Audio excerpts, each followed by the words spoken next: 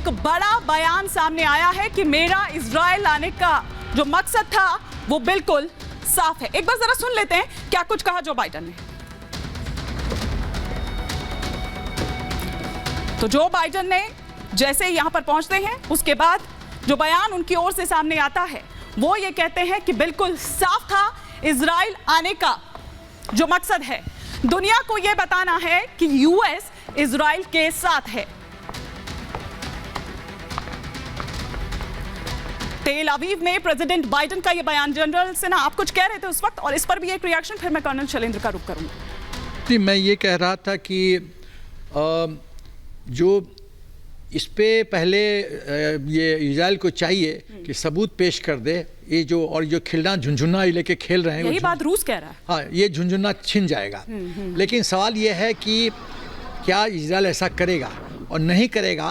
तो मैं जो देख रहा हूँ कि ये सिचुएशन जो बाइडेन का पीस प्रोसेस कंसल्टेशन से जॉर्डन जाके सबको कंसल्ट करके, देखो कोई भी चीज़ का होता है कंसल्टेशन फेज़ होता है फिर कमांड फेज़ होता है। कंसल्टेशन फेज़ करके तुम क्या चाहते हो, तुम क्या चाहते हो, सबका समावेश करके एक एडीएस सोल्यूशन निकाला जाता है कि क्या पॉसिबल है।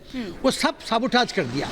तो इसमें फ़ायदा मुझे लगता है ये ईरान चाहता है मुस्लिम वर्ल्ड का लीडरशिप लेना, वो टर्की को साइडलाइन करना चाहता है। तो इसीलिए ये जो शैतानी है इजराइल इंजीनियर्ड है, इजराइल के द्वारा ईरान इंजीनियर्ड है, ईरान के द्वारा किया गया है या ईरान का बहुत महत्वपूर्ण भूमिका है इस खेल में। तो आप ये समझिए। तो इससे क्या होगा।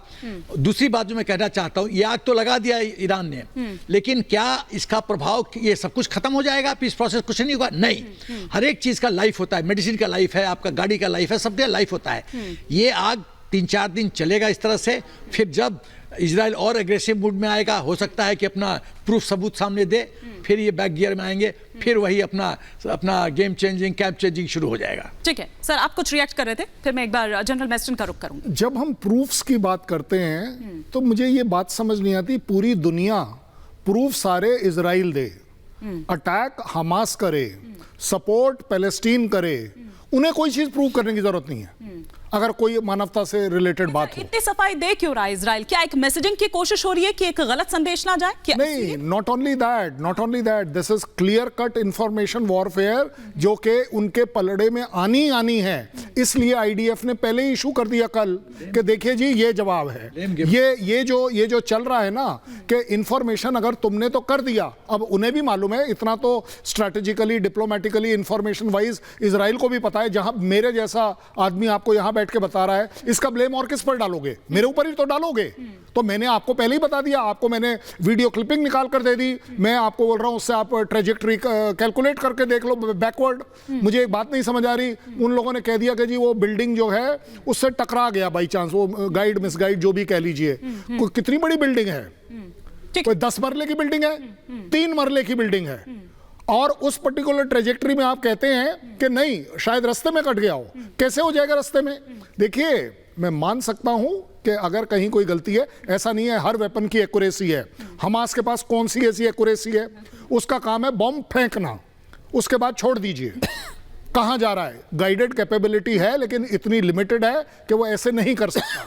ये सिर्फ और सिर्फ आप देख रहे हैं, ये इस पूरे बाइडेन, जॉर्डन, ये मिस्र, इसका जो कॉम्बिनेशन अगर कुछ बन पाता, ये इसको सैबोटाज किया गया है क्लैरिटी के साथ। ईरान के लिए जो आप बोलते हैं, मुझे समझ नहीं आ रहा है ईरान है क्या पूरे मुस्लिम वर्ल्ड में? सिर्फ टेररिज्म के लिए है? आपको लग रहा है सऊदी उसे पसंद करेगा, उसे टर्की पसंद करेगा? ये जो सेल्फ स्टाइल्ड अपने आप लीडर बनाया हुआ है ईरान को आपने, ये अपने आप में कोई उसका वो बड़ा हॉलो लीडर है। ठीक है।